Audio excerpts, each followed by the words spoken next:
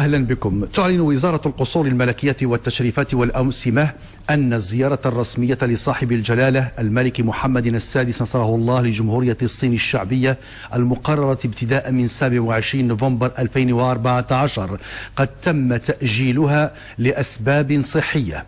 وقد أكد الطبيب الخاص لجلالة الملك بأن جلالته حفظه الله مصاب منذ أمس بأعراض زكام حاد مصحوب بحمى بلغت 39.5 درجة مضاعفة بالتهاب في الشعب الهوائية، كما أن الاستقبال الملكي للوزير الأول لجمهورية كوريا معالي السيد شانغ هونغ وون الذي كان مقررا يومه الثلاثاء 25 نوفمبر بالقصر الملكي بفاس، وكذا مراسم إعطاء انطلاق أشغال سد مداز قد تم إلغاؤهما لنفس الأسباب. حافظ الله مولانا الإمام ومن عليه بالشفاء العاجل وأدام على جلالته نعمة الصحة والعافية.